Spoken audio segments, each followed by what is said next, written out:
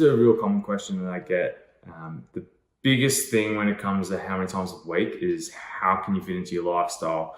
And the biggest thing that I see that people fall hard is they want to get fit within 8 weeks. They want to train 6 days a week, but it doesn't really fit within their lifestyle, or they just pull up super sore, which therefore decreases motivation and makes it really difficult for them to get back onto the bandwagon once that starts to occur. So I always start again with the low-hanging fruit. What can you do right now? What can you do this week? Build on that. So if I've got a couple of my clients, they're doing twice a week and they've discussed the fact of doing 3, if not 4 times a week training. And I'm like, cool. So we start with 2, you keep the expectations in check. Once they can hit 2 consistently and the numbers start to go up, their technique improves, then you start to go to a 3rd day. And the training just is modified to accommodate the 3rd day. And you start with the same process again. And so they do 3 days, might do 3 days of strength training, and you say, go for a walk for an hour on a 4th day and see how you go with that. And you slowly build up in terms of how much they can tolerate and whether or not they actually want to do it.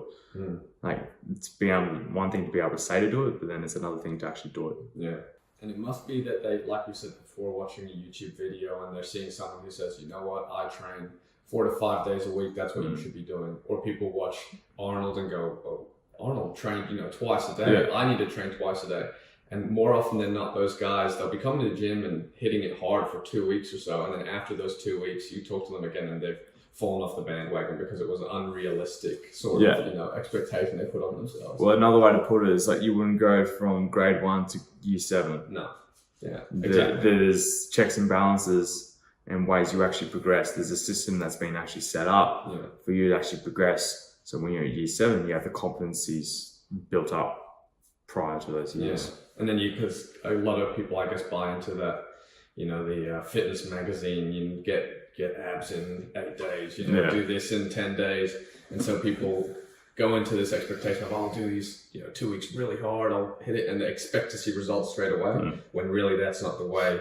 As we know, that's not the way you get results. You have to keep working on it. Yeah. But there's this sort of, And it's that consistency element. Yeah, 100%.